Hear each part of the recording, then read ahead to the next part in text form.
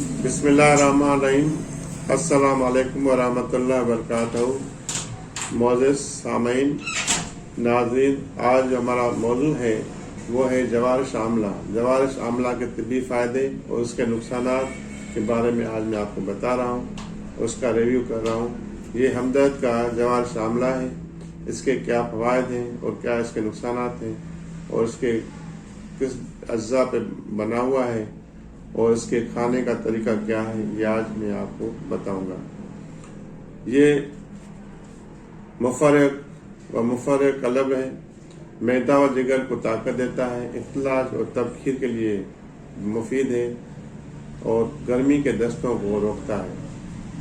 मुकवी मैदा, मुकवी दिमाग, रियाई कैफियत, इख्तिलाज कलब, इसहाल, जिगर की गर्मी के लिए तो बेहतरीन मौजूद जवारिश है।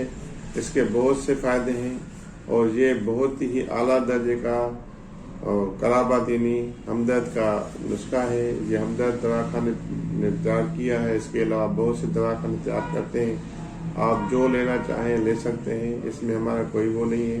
सिर्फ और सिर्फ हम आपको एज एजुकेशनल हिसाब से आपको बताते हैं ताकि ये आपको मालूमात हो सके और जो हकीम या डॉक्टर तक न पहुंच सके तो ये फौरी तौर पे ये दवाई लेके आप इस्तेमाल कर सकते हैं। तो इसके अज्जा हैं आमला खुश्क, बुरादा संदल सफ़ेद, इलायची खूरद यानी बड़ी इलायची, गुल सुरख, बालशड़। ये 5 अज्जा पे बना हुआ है और इसके अलावा इसमें चीनी या शहद मिलाकर ये जवारिश बना सकते हैं आप।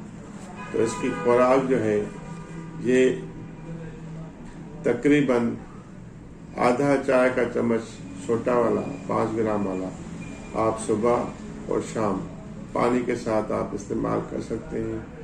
और इसको जो है ये मुफर्रिक कलब है और जिगर की गर्मी के लिए बहुत ही शानदार माजून है।